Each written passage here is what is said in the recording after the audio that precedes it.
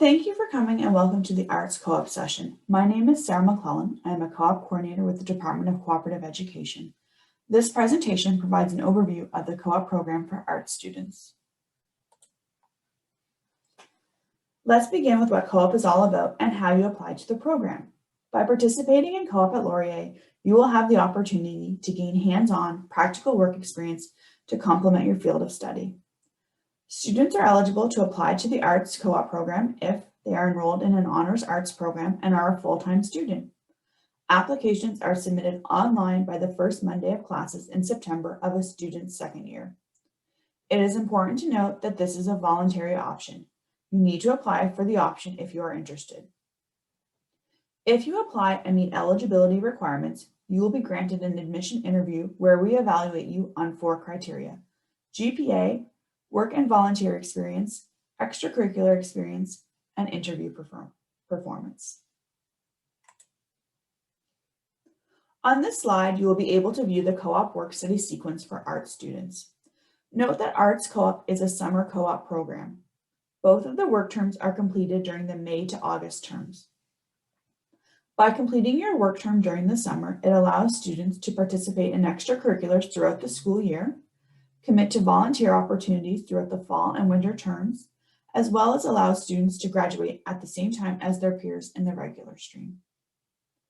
In order to successfully complete the co-op program, students are required to finish 2 work terms, complete and attain a satisfactory rating on a work term report, as well as attain a satisfactory rating in each of your performance evaluations, as well as successfully complete the co-op fundamentals course. If you successfully complete the program, you will receive the co-op designation on your degree at graduation. You are eligible for the program if you are enrolled in any honors arts program within the Faculty of Arts as a full-time student. Examples of arts programs are political science, English, communication studies, global studies, history, languages, archaeology, philosophy, sociology. What will participating in co-op provide? It may help to clarify your career path, as well as provide you with exposure to different industries and skill set development towards future career paths. It is also a great way to gain practical work experience to add or complement to your academic studies. It will also provide you with the development of both hard and soft skills. For example, some of the hard skills you may gain are an increased knowledge of Excel or other computer applications, or proper lab techniques. Some of the soft skills or people skills that you'll be able to develop are communication, effective listening, working well in a team, and problem solving. The Fundamentals course is a mandatory preparatory program for students who are admitted to co-op at Laurier. Here, students participate in modules that focus on skills such as resume and cover letter development, interview preparation, personal branding, and career types. The course also helps students prepare for their first work term and assists in establishing strategies for effective goal setting and reflective practices. Lessons and modules incorporate a blend of lectures, active learning, practice settings, and expertise from the professional community, including employers, alumni, senior co-op students, and cooperative education professionals. With an emphasis on feedback and development where possible, participation and attendance is mandatory, and success in the course is required to continue in the cooperative education program. Throughout your time in the co-op program, you are assigned a co-op coordinator to assist you with the process. Coordinators work hard to attract and improve quality work opportunities every day. Coordinators are also available to support you throughout your co-op career. They are available for individual appointments to help you with any aspect of co-op. Co-op students also have access to Navigator, which is a computer application that we use to run the co-op process. Navigator allows you to access job postings specific to co-op, review interview information when you are selected and scheduled for interviews, as well as review an events page where all sessions, workshops, and important co-op related dates are listed. There is no guarantee of employment. However, employment rates typically range between 85 to 98%.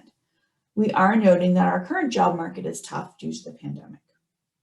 Relocation is a definite reality. You need to be flexible in terms of the location of where jobs are and the types of job you are looking for.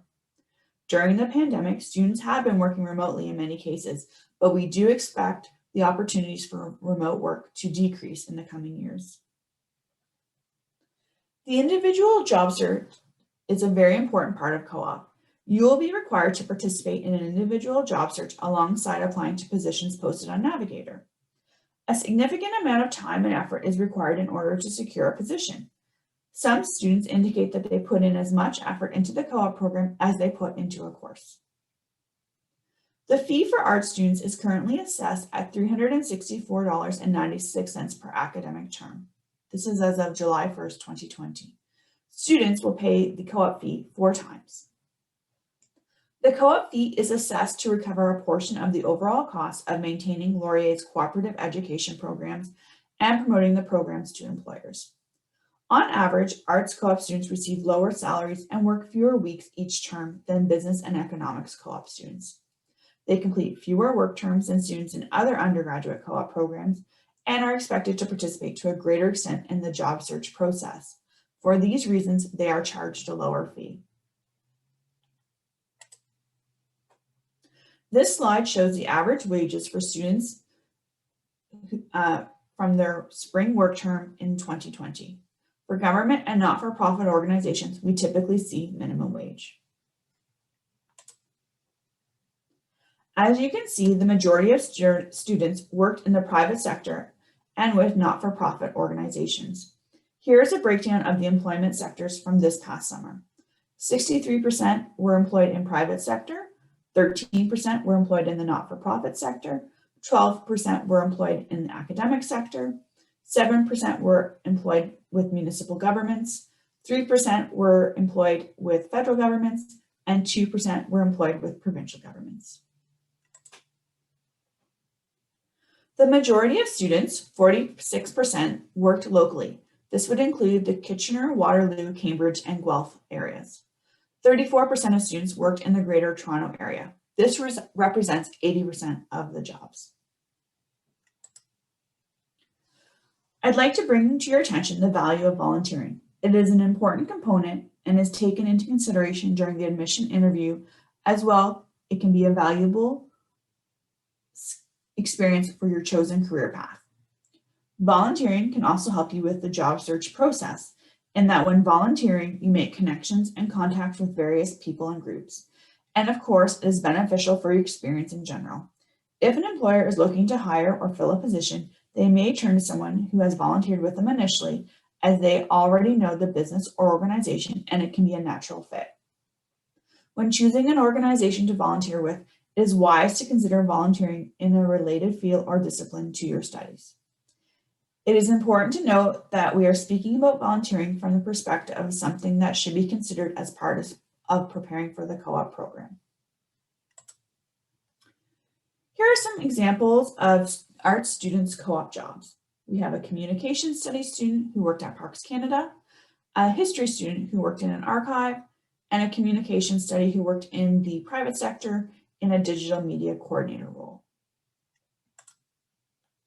Here are some additional examples of co-op jobs that students have held in the past few years.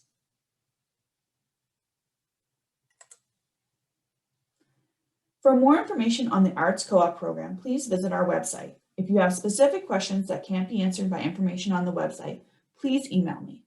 Thank you.